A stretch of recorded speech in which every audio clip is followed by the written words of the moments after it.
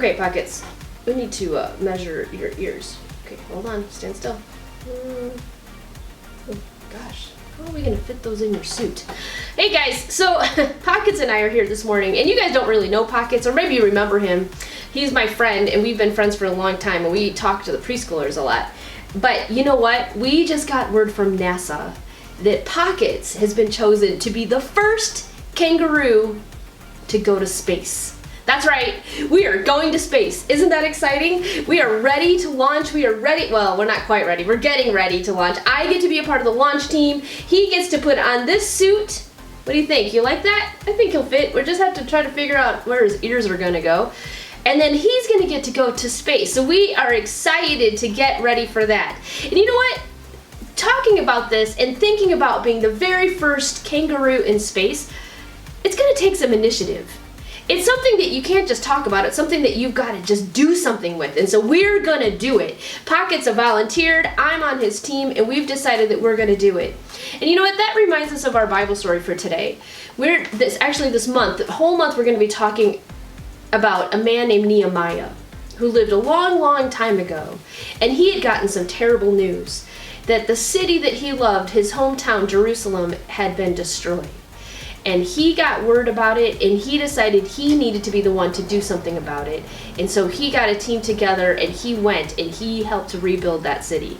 Now, it wasn't easy, and I know our space flight is not going to be easy, is it? No, I know, but we're excited to do it. So this month, we are talking about initiative. Initiative is this: seeing what needs to be done and doing it. So just like Nehemiah saw that the city needed to be rebuilt and he did it, Pockets and I see that we're going to space and we're the ones to do it. So I hope you'll join us on our adventure as we get ready to launch.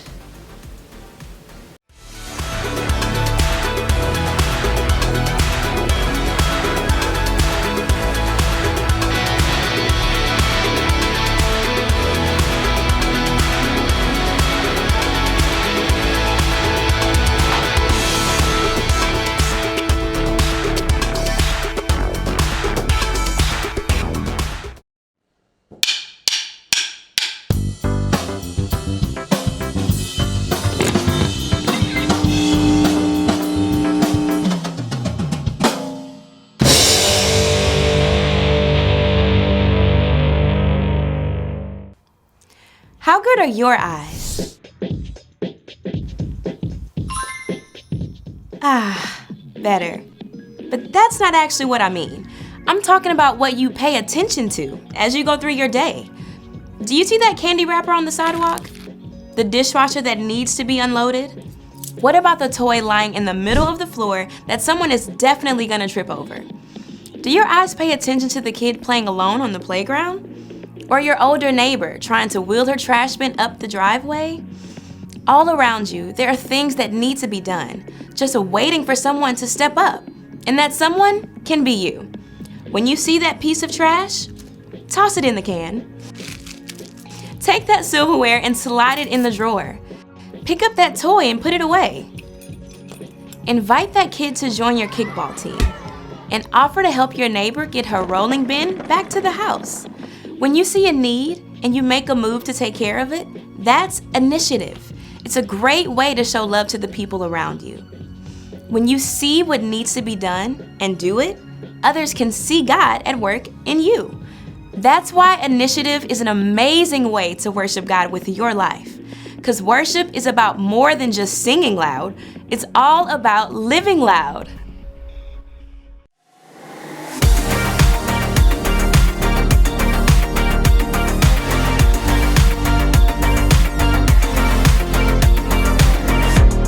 Me got to see what you see.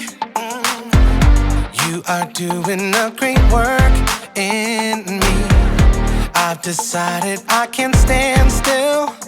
No, you have given me purpose. All my heart is yours. All my life is yours. I will make a move for you, for you. All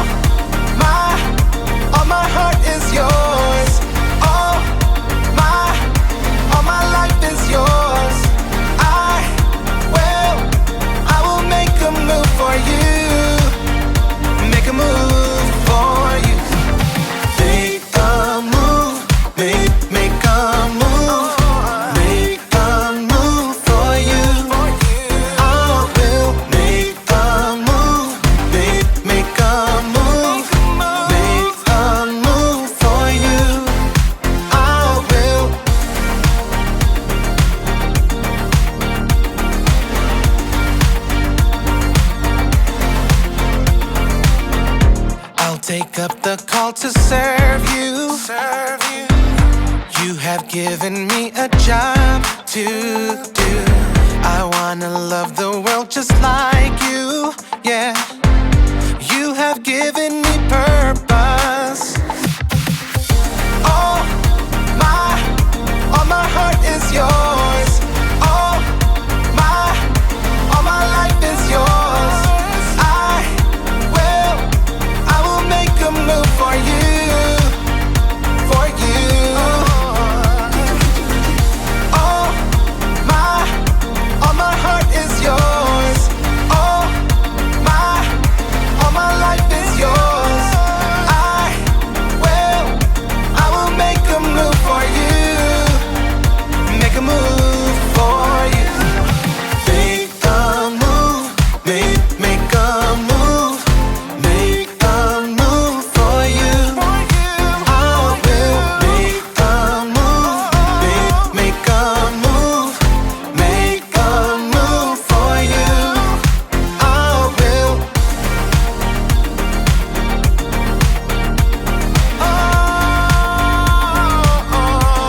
Make a move.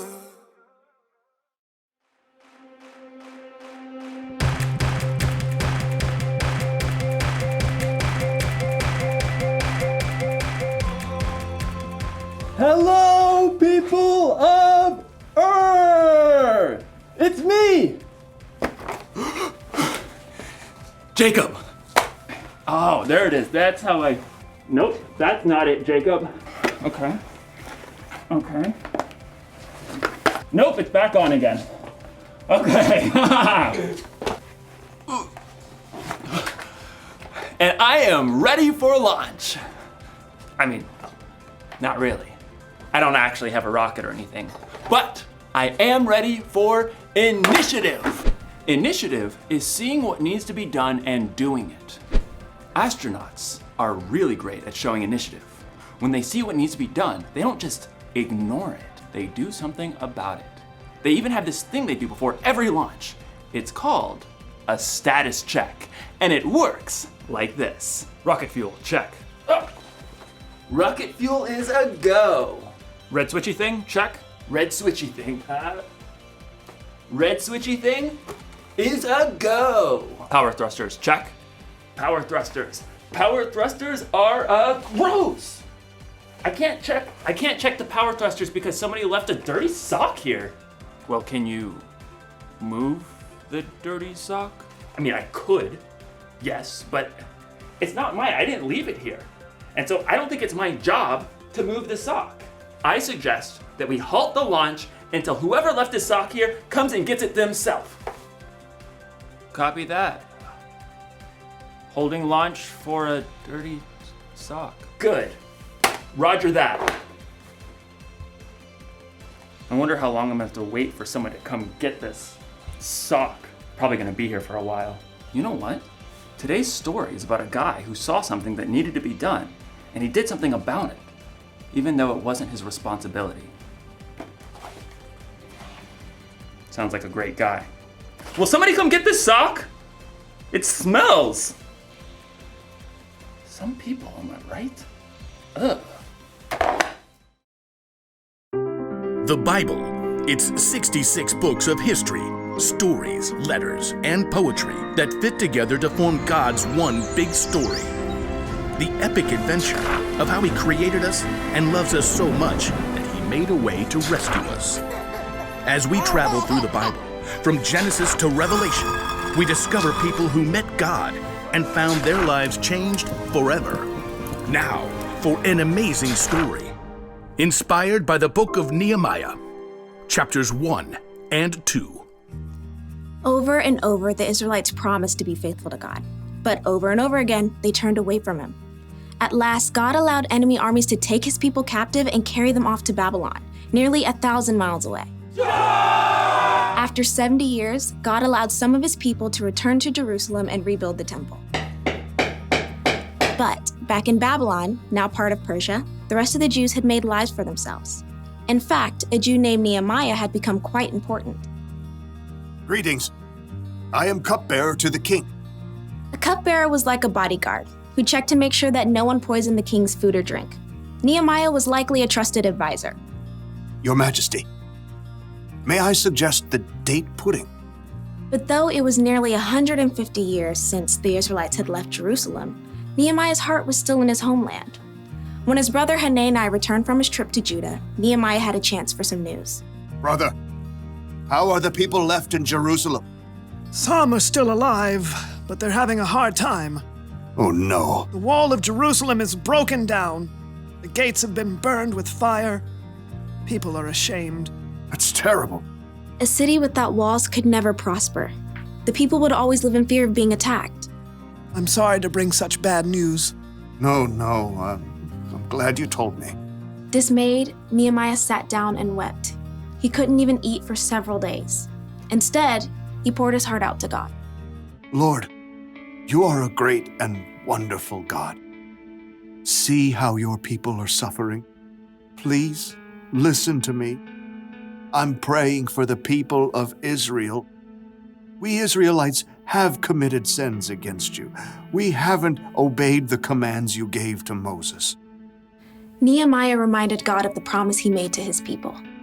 You said, if you people are not faithful, I will scatter you among the nations. But if you return to me, I will bring you back. Lord, please pay careful attention to my prayer. Give me success when I bring my request to King Artaxerxes. For 4 whole months, Nehemiah prayed daily to God. He knew before taking action, he needed to listen and prepare. At last, he was ready. Your Majesty. Anyone who came before the king was supposed to appear happy. But for the first time, Nehemiah allowed his true feelings to show. Oh, why are you looking so sad? May you live forever? Why shouldn't I look sad? The city of my people has been destroyed, and fire has burned up its gates. The king could have been annoyed and ordered Nehemiah to be punished. But God moved his heart. Well, what do you want? Nehemiah prayed silently for the right words. Send me to Judah. Let me go to the city of Jerusalem. I want to rebuild it. The king frowned and glanced over at the queen. At last he said, How long will your journey take? When will you get back? Precisely as many moons as are required. Fair enough. Dismissed. Nehemiah turned to leave, but he knew there was more he needed for the job. If it pleases you, may I take some letters with me? I want to give them to the governors west of the Euphrates River. Then they'll help me to travel safely. Done. Oh, and a letter to the caretaker of the royal park? So he'll give me logs for the wall and gates and a house? What next? A whole escort of army officers and horsemen? That would be fantastic. Fine. All of it. Get on with it. God had given Nehemiah such favor with the king that he had everything he needed for his long journey to Judah. At last, Nehemiah had reached the city he dreamt of his entire life. Jerusalem. Though Nehemiah was overjoyed by the first glimpse of the city, it must have been difficult to see its crumbling, broken down walls. So much work to be done. But Nehemiah didn't tell anyone his plan at first. On a bright moonlit night, Nehemiah snuck out with only a few others to see the full damage to the walls. We have to know what we're up against. Nehemiah traveled by donkey. With a few trusted friends, they left the city through the broken valley gate. Let's head toward the Jackal Well. At last, Nehemiah got a clear picture of the devastation. Jagged piles of rock lay everywhere. The gates were gone with scorched, gaping holes in their place. It's such a big job. Only God can do this. Nehemiah circled what was left of the wall, heading up the Kidron Valley and at last returning through the valley gate. The next morning, he called together the priests and nobles and officials. You know, I've come to visit my people in Jerusalem, but that's not the only reason I'm here. Nehemiah gestured to the jagged remains of the wall, visible from where they stood. You can see the trouble we're in. Jerusalem has been destroyed. Fire has burned up its gates. Tell us something new. Come on.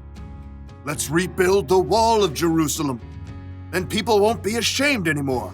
Well, I mean, that's something to consider if you think about it. Our grandparents tried that years ago. But God has been helping me. He gave me favor with the king. He'll help us complete the work. So who's in? Well, me. I'm in. Me too. Let's start rebuilding! God moved the hearts of the people to help Nehemiah, and together they began the gigantic job of repairing the walls and gates of Jerusalem.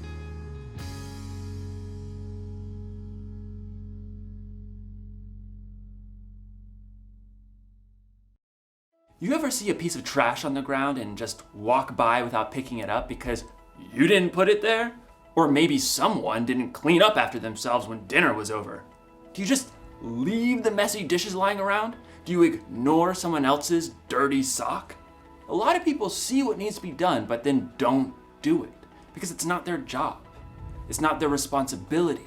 But showing initiative means getting things done, not waiting for someone else to do it. That's what Nehemiah did when he started rebuilding the wall around Jerusalem. It's what Jesus did too.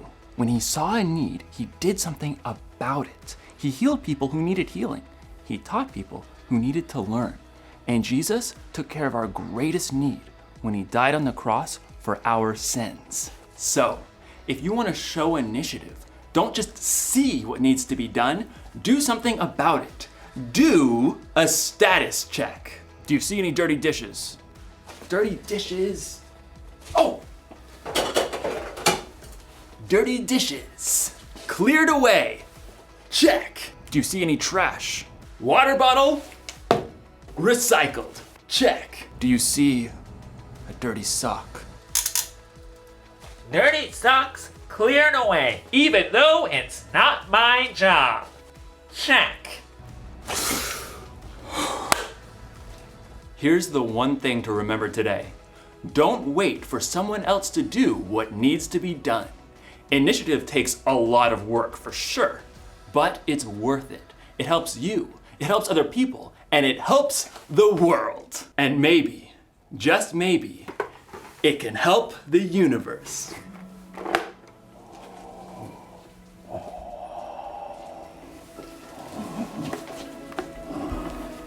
I'll see you next time.